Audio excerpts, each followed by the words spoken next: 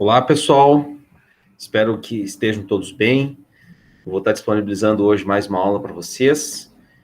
Nós vamos tratar na aula de hoje do pensamento de um filósofo muito importante do século XX, talvez uma das figuras mais enigmáticas, né, da tradição filosófica, mas não menos importante, né, por vários aspectos. O primeiro deles é que Heidegger é talvez o filósofo que foi relegado por um bom tempo a uma certa solidão, em função de uma passagem cruel da sua vida, que foi o fato de ter sido nomeado reitor logo que Hitler assumiu o poder na Alemanha, e apesar de ter ficado muito pouco tempo como reitor de uma universidade na Alemanha, essa mancha, vamos dizer assim, né, de ter sido nomeado por Hitler, transformou nele numa figura muito solitária no campo filosófico.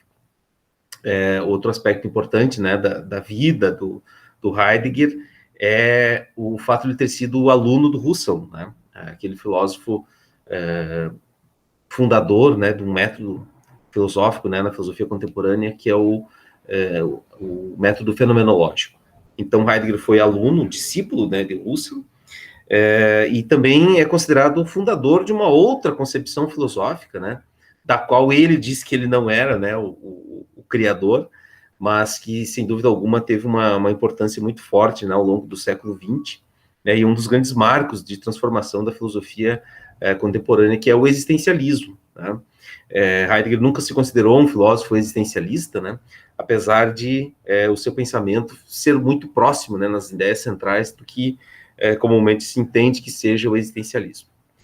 Bom, então, pessoal, eu quero, não vou me alongar muito, né, quero fazer uma aula um pouco mais sucinta, né, sem ser superficial, né. O pensamento do Heidegger é talvez um dos mais enigmáticos, né, da tradição da filosofia, né, mas, ao mesmo tempo, é muito fantástico, né, muito esclarecedor e muito crítico, né, considerando sempre que nós temos essa compreensão, né, de que filosofia contemporânea, sempre que vamos falar de filosofia contemporânea, nós temos aquela dúvida, né, se ela supera a filosofia moderna, ou ela é uma continuidade da filosofia moderna, ou ela é apenas uma crítica da filosofia moderna, tá? Eu diria que Heidegger é um desses filósofos, então, que ele é um dos herdeiros, né, da modernidade, se baseia muito, né, toma muito como referência, né, as ideias do mundo moderno, e faz uma dura crítica à modernidade, tá? Bom, eu vou fazer uma projeção aqui, pessoal, depois vocês podem acompanhar aí também. Deixa eu projetar minha tela aqui.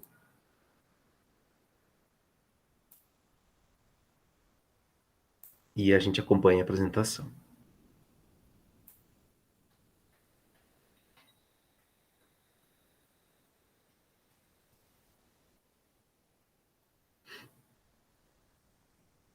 Muito bem. Então, eu dei o título a essa aula de hoje, Heidegger e o esquecimento do ser, né? Bom, a gente tem que considerar, né, que Heidegger está dentro desse movimento chamado fenomenologia, né? E uma das primeiras ideias da fenomenologia é que ela é uma decorrência, né, da crítica que se faz à subjetividade moderna e à necessidade, portanto, de uma nova ciência, né? Se a gente considerar aí esse período final do século XIX, início do século XX, né, o grande debate filosófico que se instaurou entre os cientistas da época era que era um debate entre filosofia e ciência, né? A ciência parecia mais confiável do que a filosofia, né? E a filosofia estava ficando num status um tanto inferior, né? Era considerado quase que estava perdendo vez, perdendo espaço, né? E o tipo de filosofia que se fazia, principalmente por um grupo de filósofos, depois ficou conhecido como Círculo de Viena, né? Era uma filosofia muito mais se valendo da própria abordagem metodológica da ciência, né? E isso, durante muito tempo, né, fez com que, principalmente no início do século XX, né, a virada do século XIX, início do século XX, até os anos 30, né, nós temos um movimento muito forte, né, no campo da filosofia, né, considerando a lógica, que é uma área da filosofia, e a epistemologia, então, que é vamos dizer assim, um campo novo que estava se desenvolvendo muito fortemente nessa época, né, passam a ser tratados como problemas psicológicos e não mais filosóficos, né. A lógica, então, ela passa a ser simplesmente, né, a constituição de um pensamento estruturado, né? E não mais uma lógica, os moldes, né, da lógica, por exemplo, platônica, né? Mas uma lógica muito mais de raciocínios, né? Um problema filosófico por meio de apresentação apenas de raciocínios por meio de uma linguagem muito simples, né? E a epistemologia, então, passa a ser, né, um campo da filosofia que teria como finalidade, vamos dizer assim, né, fundamentar a ciência, criar as bases, né, da ciência nova que estava se desenvolvendo aí, tá? Bom, mas a fenomenologia, e depois o Heidegger vai levar mais adiante isso, nós vamos ver na sequência, né? Tanto a lógica como a epistemologia, elas não conseguem dar conta de uma questão, né? Existem conhecimentos que estão a priori do mundo sensível, né? Há conhecimentos que eles não podem... existem conhecimentos que são adquiridos por meio dos nossos sentidos, é isso que a ciência faz, né? Mas existe um campo que ainda permanece em aberto, né? Que é o campo, então, que o Husserl desenvolve isso, né? Com um método fenomenológico, né? Que é a ideia dos fenômenos, né? Ou seja, existe algo que a gente pode perceber pelos nossos sentidos, que está no mundo, isso Kant já falou lá no mundo moderno, né? Mas existe o mundo das coisas em si, o mundo do ser enquanto ser, né? De algo que está prévio àquilo que pode ser compreendido pelos sentidos, né? Ou seja, a filosofia moderna, ela estabeleceu uma relação de sujeitos e objetos, mais ou menos assim, né? É como se nós, pela nossa capacidade racional, olhássemos para tudo que existe no mundo e pudéssemos descrever e reduziríamos o conhecimento a fazer essa relação, a fazer uma relação de sujeitos dirigindo-se a objetos do mundo, né? É como se a gente pudesse reduzir o conhecimento a gente observar coisas no mundo empírico. Então, aqui eu tenho um adaptador, né? Então, a minha capacidade racional, ela é capaz de dizer tudo o que é esse adaptador, né? E a partir das descobertas que eu faço, das coisas que estão aí, eu poderia fazer deduções, induções, né? E assim produzir novos conhecimentos. É como se o sujeito fosse capaz de conhecer tudo o que está fora dele, né? Mas o Husserl já chamava atenção, né? A semana passada vocês devem ter estudado sobre isso, né? A fenomenologia, ela é um método filosófico, né? Que tenta suspender, então. Bom, eu vou tentar suspender tudo aquilo que está aí no mundo externo. A minha consciência, se eu tentar suspender essa relação de sujeito contra os objetos, né? Eu vou me dar conta que tem algo que, sempre quando eu me dirijo para o mundo externo, é uma consciência que está pensando, né? É um sujeito que está pensando, né? E é a partir desse ponto que o Heidegger vai lançar a sua filosofia, né? E a sua crítica vai dizer o seguinte, né? Que essa tentativa histórica, né, ao longo do tempo, né, que a filosofia fez, de tentar se aproximar mais da verdade, no fundo uma tentativa... a decorrência disso é que o sujeito se perde, né? O ser humano, ele se perde, né? Quanto mais a gente olha para o mundo externo, menos a gente vê aquilo que a gente é enquanto ser. Ser enquanto ser, né? A gente vê tudo como ente, como coisas que estão aí. Mas a gente não consegue ver que existe uma consciência que pensa essas coisas do mundo externo, né? E é esse o ponto de discussão do Heidegger, né? A sua principal obra é um livro chamado Ser e Tempo. O Heidegger publicou ele ainda antes da sua nomeação como reitor. Ele publicou só a primeira parte, né, de Ser e Tempo, né? É um livro longo, um livro extenso, um livro denso, né? É um livro da juventude, vamos dizer assim, do Heidegger. O Heidegger aí tinha 27, com mais 11, 38 anos, né? Ele era muito jovem quando publicou essa obra, né? Então, a gente pode dizer que é o primeiro Heidegger, né? É a sua principal obra e é uma obra da sua juventude, né? Nesse texto, né, o Heidegger, então, ele vai fazer uma grande crítica, né, à maneira como a racionalidade moderna assumiu a sua forma na filosofia ocidental, né? E na visão do Heidegger, ele vai dizer que a racionalidade, ela é uma marcha lenta à deriva de formas cada vez mais racionalizadas, mas sempre do mundo externo, é sempre daquilo que está à nossa volta, né? Ou seja, há uma supervalorização da racionalidade moderna ao longo da filosofia ocidental, mas somente para o mundo exterior, né? Para as coisas que estão fora do ser humano, né? E o que o Heidegger propõe na verdade, é o caminho inverso, né? As principais formas, né, de racionalização do mundo é aquilo que a ciência e as tecnologias modernas são capazes de fazer, né? Elas conseguem melhorar em muitos sentidos o mundo exterior, né? Mas também, na contrapartida, ela tem transformado, né? Muitas vezes, ela tem gerado muita desumanização, né? Há que se pensar que Heidegger está vivendo no contexto entre guerras, né? O Ser e Tempo é um texto de 1927, né? E a Alemanha recém tinha perdido a Primeira Guerra Mundial e estava naquela escalada, né, a ascensão do regime nacional socialista, né, que foi o nazismo, né.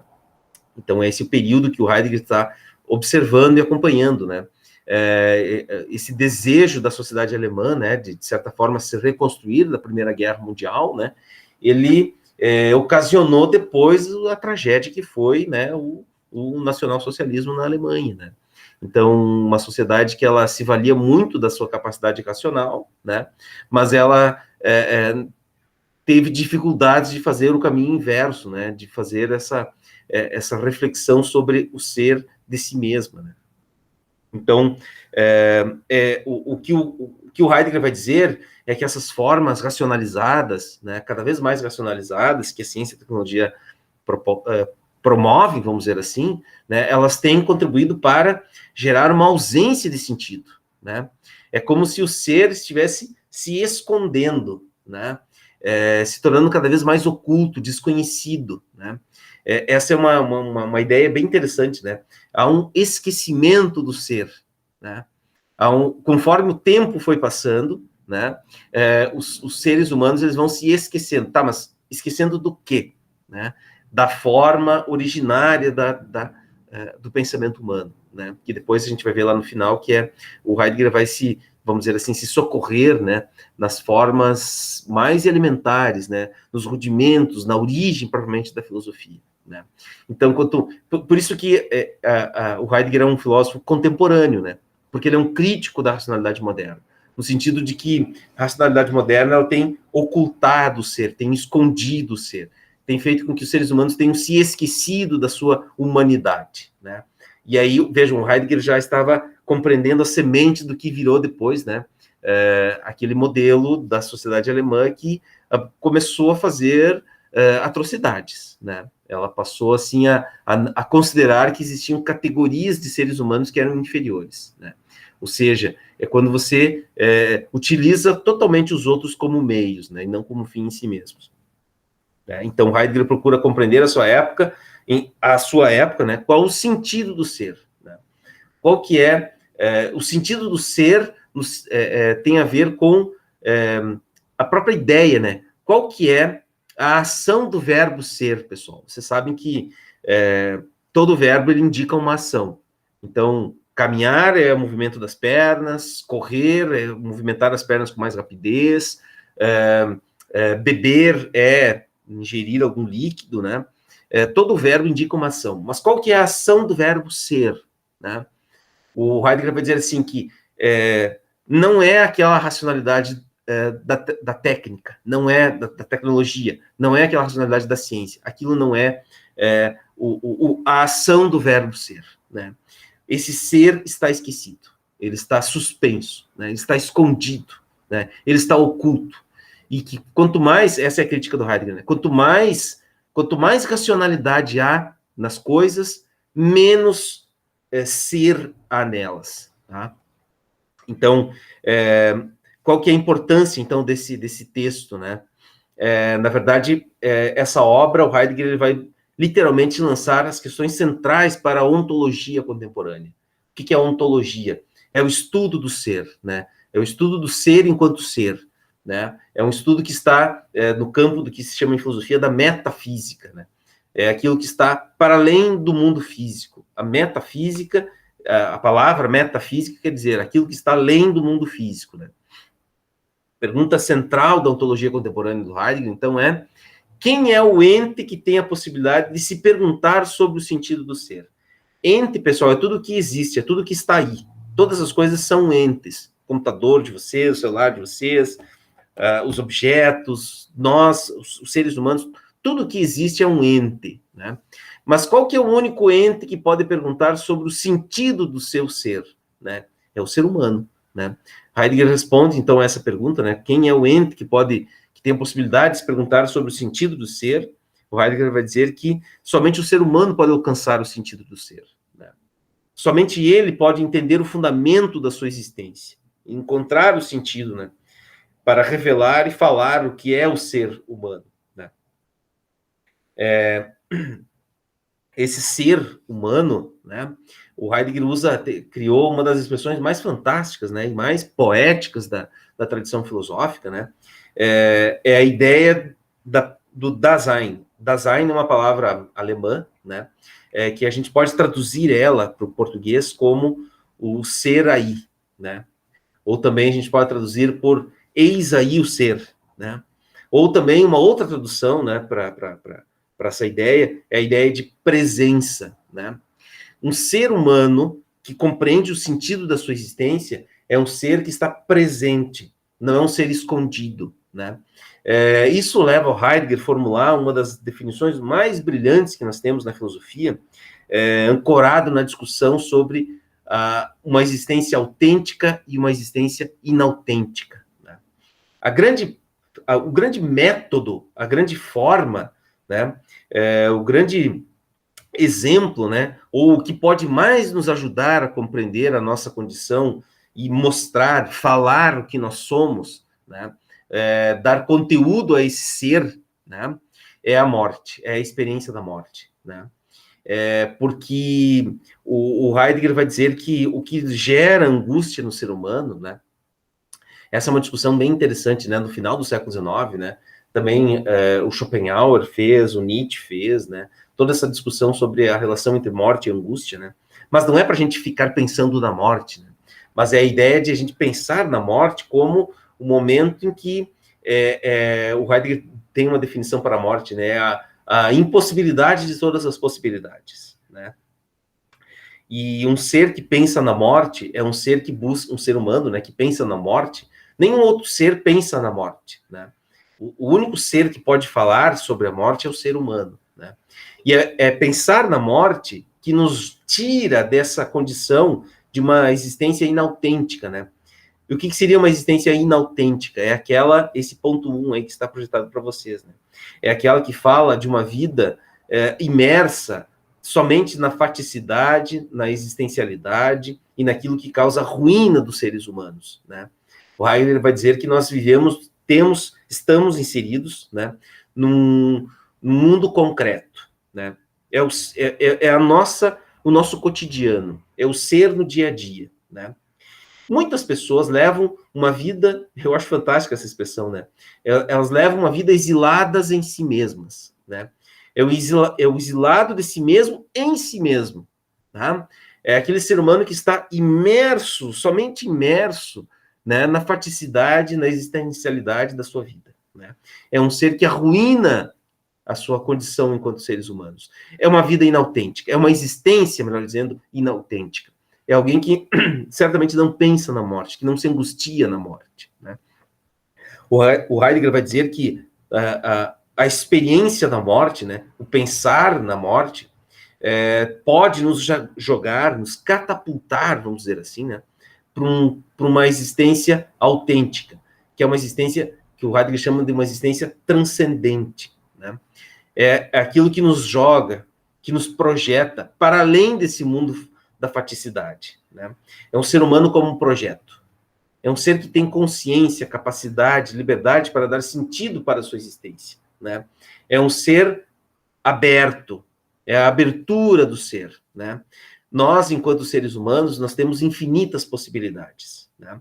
A nossa condição de ser, ela é de infinitas possibilidades, né?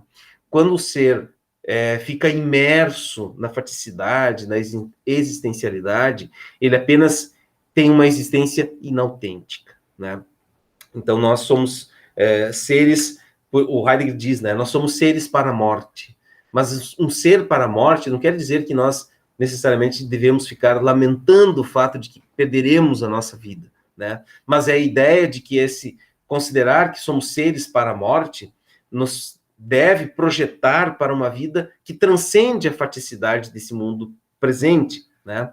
Que transcende a faticidade desse mundo que está aí, né? Mas é aquele ser, é aquela possibilidade de sermos, de estarmos realmente aqui, né? De sermos presença, né? De levarmos uma existência autêntica, né? Essa experiência, então, o que é a morte para o Heidegger, né? É a impossibilidade de todas as possibilidades, aquilo que eu falava antes, né? É a possibilidade, ela é a possibilidade, todos nós necessariamente, inexoravelmente, vamos morrer, né? Independentemente do projeto do ser, a morte está sempre no nosso horizonte. É a morte que gera essa angústia, né? Essa angústia, ela não pode ser vista como algo prejudicial para o ser, né? Mas é uma angústia que deve fazer com que ele reflita sobre a sua condição de ser humano, né? Essa consciência, né, da nossa finitude é que nos dá, de certa forma, uma liberdade, né? Uma consciência maior da nossa existência, né? Uma existência que não é só esse mundo concreto que nós estamos inseridos, né? Mas é um mundo que é um mundo que nós podemos transcender a ele, né? Essa consciência autêntica, né, de compreender, então, a nossa condição humana, né, a natureza da nossa condição humana, né? Diante dessa falta de consciência autêntica, né, Heidegger fala de uma vida no anonimato, uma vida sem compreensão da própria vida e da morte, uma vida de manada. É uma época bem interessante a gente falar, né, em vida de manada, né? Uma vida, assim, que a gente faz o que os outros estão fazendo, né? Que tipo de existência é essa, né? Será que é uma existência autêntica, que a gente faz o que os outros estão querendo que a gente faça, né? Que tipo de compreensão da nossa facticidade nós temos, né? Todo mundo está literalmente inseridos no mundo factível, não tem como a gente ir contra a faticidade do mundo, né? Mas será que eu não posso ir além dessa faticidade, né? Será que eu devo fazer o que os outros querem que eu faça, né? Por isso a angústia é uma experiência importante da gente ter, né? Da gente experimentar, né? Essa a angústia, às vezes, ela nos joga também, né? Diante dos outros, né? E a gente precisa reconhecer, né, que os outros, eles também estão inseridos, né, nesse contexto de faticidade, de existencialidade, né, mas a gente não pode usar os outros como meio, né, porque se a gente usar os outros como meio, a gente está pensando somente, né, naquilo que o Heidegger fala, né, em nós mesmos, né. Se a gente usa o outro como meio, o outro também tem uma finalidade em si, né. Tem como que a gente poderia, então, falar desse ser, resgatar esse ser, buscar a autenticidade desse ser? Bom, a pergunta, então, como que eu posso resgatar esse ser? Como que eu posso levar uma vida autêntica, né? Como que eu posso ser em si mesmo, né? Não só ser em si mesmado, né? Mas o ser enquanto ser que busca uma vida autêntica, né? Onde que eu encontro? Como que eu posso fazer isso, né? Será que sozinho eu posso fazer isso, né? O Heidegger vai colocar uma importância fundamental da tradição filosófica, né? Tem uma passagem, um texto que eu disponibilizei para vocês, está lá no material de apoio, no Moodle, né? O Heidegger vai dizer que a filosofia ocidental, a gente precisa ler ela, assim, às avessas, né? Parece que no momento em que a filosofia foi mais racional, que ela foi mais, vamos dizer assim, naquela forma que os modernos acreditavam, né? Quanto ela usou mais a sua racionalidade, mais ela escondeu o ser, né? Nós não podemos dizer que a história da filosofia ela foi necessariamente uma história de mais verdade, né? Que ela foi na direção de que aquilo que os filósofos fizeram ao longo da sua trajetória foi de trazer mais verdade. A gente pode olhar a história da filosofia talvez como um caminho do esquecimento do ser, né? Como uma marcha errante, né? Ou talvez ainda como um niilismo, né? O que seria um niilismo? Um retorno para o nada, né? O Heidegger vai procurar na filosofia pré-socrática, anterior ao Sócrates, né? Quando ele faz uma imersão, aqui tem um detalhe bem interessante da vida do Heidegger, né? Logo que ele ficou só 10 meses como reitor, né? Era muito jovem, né? Não tinha 40 anos quando ele foi nomeado reitor pelo Hitler, né? E aí ele ficou só 10 meses, ele viu o que ia virar aquilo tudo, ele largou fora, pulou da barca, né? E foi fazer uma filosofia muito mais relacionada, então, a essa experiência do ser. O que vocês estão vendo aqui, ó, essa casa aqui, essa cabana aqui no meio, né, de uma floresta, o que era a casa do Heidegger. Ele construiu uma casa, pessoal, né? Ele se recolheu, né? Ele é conhecido como filósofo da Floresta Negra, né? Essa Floresta Negra, né, eram as florestas que passaram a ser replantadas, aí, principalmente no final do século XIX, início do século XX, né? Onde se fazia muito uso de trens a vapor ainda nessa época, precisava de carvão, né? Então eles tiveram que reconstruir muitas florestas, né? E essas florestas com algumas árvores, mais ou menos como que hoje são essas florestas de acácia que a gente tem hoje, né? Ou de pinos, ou de eucalipto, né? Que são florestas que são reflorestamento, na verdade, né? Então Heidegger foi viver num lugar como esse, né? E passou a escrever, ele continuou como professor, né? Da Universidade de Freiburg, que é a universidade onde ele foi reitor, né? Mas ele foi viver nessa casinha que vocês estão vendo aí. Se vocês quiserem, depois, se tiverem interesse, quiserem buscar, né? O Heidegger, então, nesse período, era uma casa muito modesta, com 4 cômodos, né? Poucas janelas. Ele vivia ali com a sua mulher, né? Enfim, uma vida, assim, totalmente isolada, né? Uma vida que ele vai dizer que, no fundo, tem a ver muito com a necessidade, né, que a filosofia teria nesse século XX, né, então, de buscar reencontrar o ser, né. Então, ele vai dizer que, diante do esquecimento do ser, né, ele sugere uma reconciliação com o espírito dos primeiros poetas pensadores, com a solidez e a maturidade da racionalidade que foi colocada a serviço do ser, né, que, na verdade, tem a ver com aquela filosofia dos pré-socráticos, né? A filosofia em busca do logos, né? E aí, então, ele vai buscar, lá na filosofia desses primeiros autores, né, o pensamento de Heráclito, né? Tem uma ideia bem interessante, pessoal, que vocês sabem que a palavra filósofo, né, aquele que pratica a filosofia, na verdade, é um adjetivo. O que é um adjetivo, pessoal? Um adjetivo é a qualidade de alguma coisa, né? É a qualidade de um sujeito. Então, o filósofo é uma qualidade, né? E aí a expressão grega, né? Hos philein to sophon, significa falar assim como o logos fala, né? O que é o logos? O logos é a compreensão da totalidade das coisas, né?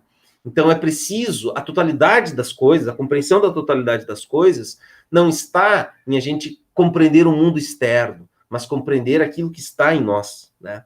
Porque, segundo os pré-socráticos, né, toda a racionalidade está presente, né? Existe uma ordem na totalidade das coisas, né? E o papel do filósofo é compreender essa ordem, né? É acessar essa ordem, é poder compreender o seu lugar, né? Se vocês buscarem lá nas primeiras aulas que eu dei para vocês, no início, lá, quando vocês estavam no primeiro ano, vocês vão se lembrar que, para os gregos, cada ser humano ocupa um lugar na ordem da totalidade, né? E o filósofo é aquele que consegue encontrar o seu lugar, né? Eu não digo que o lugar de cada um tem que ser numa cabana no meio de uma floresta, né? Como foi do Heidegger, né? Mas a ideia de se fazer filosofia não é a gente usar somente a razão, né? Mas é falar como o Logos fala. O que significaria, então, falar como o Logos fala, né? É poder acessar as coisas que estão aí e, de certa forma, se espantar com as coisas, né? Essa característica do espanto, né? Que é a ideia central dos primeiros filósofos, né? Desses filósofos pré-socráticos. Os filósofos pré-socráticos, eles se espantam com as coisas do mundo, né? Tem essa passagem do Heidegger que eu acho fantástica, né? Eu queria terminar a aula, então, citando ele. Então, diz assim o Heidegger: pelo espanto, os homens chegam agora, e chegaram antigamente, à origem imperante do filosofar, aquilo de onde nasce o filosofar, que constantemente determina a sua marcha. Ou seja, essa ideia de espanto inicial, vamos dizer assim, com as coisas do mundo externo, né? É isso que deve realmente ser a filosofia, e não uma racionalização, e não desenvolvimento de tecnologia, e não desenvolvimento de formas de tentar se achar a verdade nas coisas externas, né? mas é uma marcha em direção a si mesmo. É uma marcha em direção do ser enquanto ser, né? A ação do verbo ser. Lembra que eu falava no início, né? Qual que é a ação do verbo ser, que está na base do ser humano, né? Mas é isso, tem a ver com isso que o Heidegger está nos chamando a atenção aqui agora. A ação de ser é a ação de se espantar com as coisas, né? De se espantar com as coisas e transcender esse mundo fático, né? Dessa existência que muitas vezes as pessoas levam, principalmente quem leva a vida como membro de uma manada, né? Mas é se espantar com as coisas do mundo, né? Então, eu trouxe aqui alguns aspectos do pensamento do Heidegger, né? Tem 2 textos para vocês também complementarem as ideias do Heidegger, né? Que estão disponíveis lá no Moodle, tá? E por hoje era isso. Obrigado pela atenção de vocês. Espero que estejam bem. Na próxima semana, então, eu vou lançar mais novos materiais e mais vídeos e leituras para vocês. Certinho, pessoal? Obrigado. E eu encerro a gravação assim.